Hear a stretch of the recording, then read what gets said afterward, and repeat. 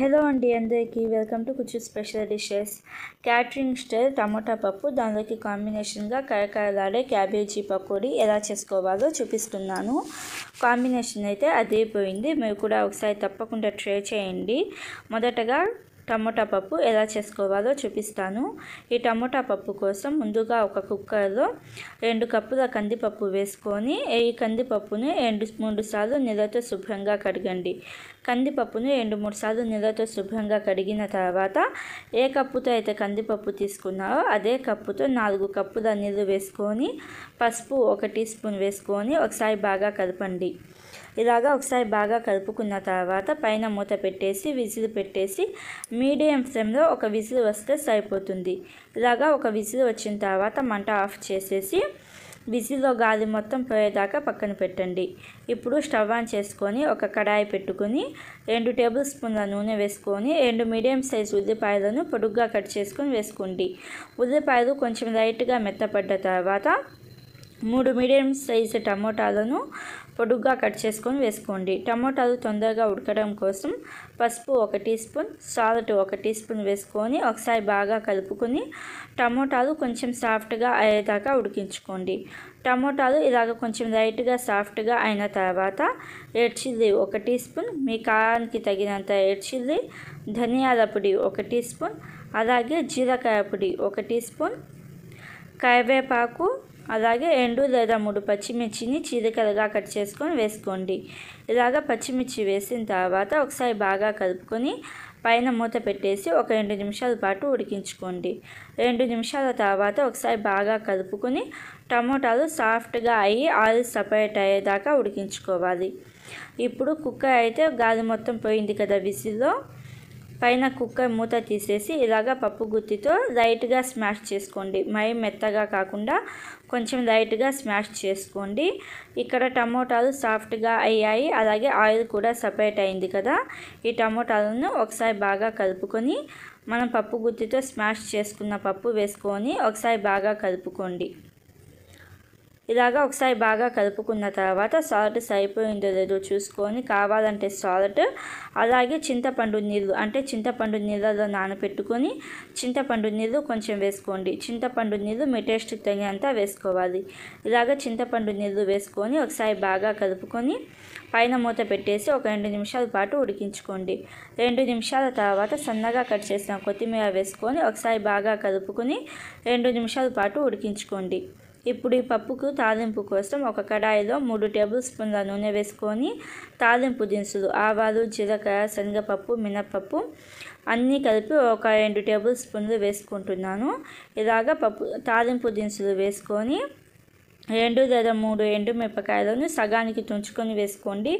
అలాగే కొంచెం కరివేపాకు వేసుకొని నెయ్యి 1 టీ స్పూన్ వేసుకోండి. ఈ తాలింపుకు నెయ్యి వేసుకుంటే టేస్ట్ అనేది బాగుండిద్ది. ఇలాగ నెయ్యి 1 టీ స్పూన్ వేసుకొని 10 లేదా 15 వెల్లుల్లి రెబ్బలను దంచుకొని వేసుకోండి. అలాగే హింగు 1 టీ స్పూన్ వేసుకుంటే టేస్ట్ బాగుండిద్ది.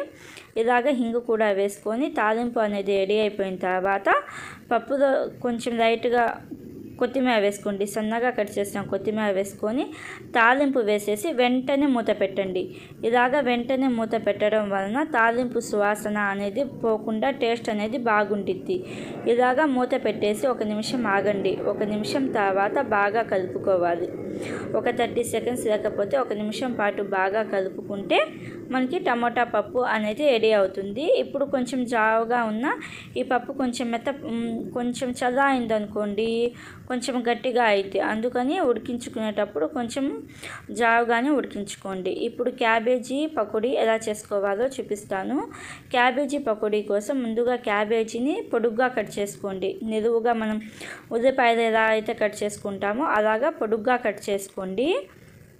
ఇలాగా కట్ చేసుకున్న క్యాబేజీలో మీ టేస్ట్కి తగినంత సాల్ట్ 1 టీ స్పూన్, పసుపు 1 teaspoon, red chilli 1 teaspoon, మీకు కలర్ కావాలంటే కాశ్మీర్ రెడ్ చిల్లీ వేసుకోండి, కలర్ బాగా వచ్చింది. అలాగే కారంగా కూడా ఉండదు. Kashmir red chilli 1 teaspoon, అల్లం వెల్లుల్లి పేస్ట్ 2 టీ స్పూన్లు, అలాగే 4 లేదా 5 పచ్చిమిర్చిని సగానికి తుంచుకొని వేసుకోండి. అలాగే కొంచెం కరివేపాకు వేసుకొని బాగా కలపండి. అంటే ఈ సాల్ట్, కారము, పసుపు మొత్తం క్యాబేజీకి తగిలేటట్టు ఒక 2-3 నిమిషాల పాటు బాగా కలుపుకోండి. బాగా కలుపుకున్న తర్వాత కార్న్‌ఫ్లోర్ మొక్కజొన్న పిండి ఒక 2 టేబుల్ స్పూన్లు, అలాగే బియ్యం పిండి ఒక 2 టేబుల్ స్పూన్లు వేసుకుంటున్నాను. అలాగే శనగపిండి 1 టీ స్పూన్ వేసుకోండి, సరిపోతుంది. కార్న్‌ఫ్లోర్, బియ్యం పిండి అలాగే శనగపిండి వేసేసి నీళ్ళు అసలు వేయద్దు. నీళ్ళు వేయకుండానే బాగా లైట్గా ప్రెషర్ అప్లై చేస్తూ బాగా కలపండి. ఇలాగ బాగా కలుపుకుంటే క్యాబేజీలో ఉన్న నీళ్ళే సరిపోతాయి, నీళ్ళు ఏమీ అవసరం పడవు. ఇలాగ బాగా కలుపుకున్న తర్వాత జీడిపప్పు 15 నుంచి 20 దాకా వేసుకోండి. తినేటప్పుడు అక్కడక్కడ తగిలి టేస్ట్ బాగుంది. అలాగే 5 నుంచి 7 వెల్లుల్లి రెబ్బలను దంచుకొని వేసుకోండి. ఇలాగ ఒకసారి బాగా కలుపుకుంటే మనకి ఇలాగా ఉండిద్ది. అంటే క్యాబేజీకి మసాలాలు మొత్తం తగిలి బాగుండిద్ది. ఆయిల్ బాగా హీట్ చేసుకోండి. ఆయిల్ బాగా హీట్ అయిన తర్వాత క్యాబేజీ మొత్తం ఒకేసారి ముద్దగా వేయకుండా కొంచెం కొంచెం వేసుకోండి. పకోడీలాగా కొంచెం కొంచెం వేసుకొని మంట మీడియం ఫ్లేమ్లో పెట్టేసేయండి. మంట మీడియం ఫ్లేమ్లో ఒక 4-5 నిమిషాల పాటు ఉడికించుకొని రెండో వైపుకి అంటే కలుపుకొని ఒక 4-5 నిమిషాల పాటు ఉడికించుకుంటే మనకి క్యాబేజీ పకోడీ అనేది రెడీ అవుతుంది.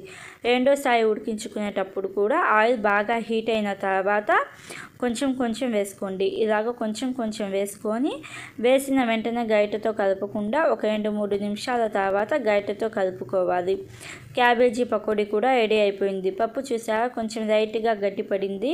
అంతే అండి, సింపుల్గా ఈజీగా క్యాటరింగ్ స్టైల్ టమోటా పప్పు అలాగే కరకరలాడే క్యాబేజీ పకోడీ అయితే రెడీ అయిపోయింది. Trust me, super combination. మీరు కూడా ఒకసారి తప్పకుండా ట్రై చేసి మీకు ఎలా వచ్చిందో నా కామెంట్స్లో చెప్పండి. ఇలాంటి మరిన్ని వీడియోస్ కోసం మన ఛానల్ని సబ్స్క్రైబ్ చేసుకోండి. Thank you for watching. Bye bye.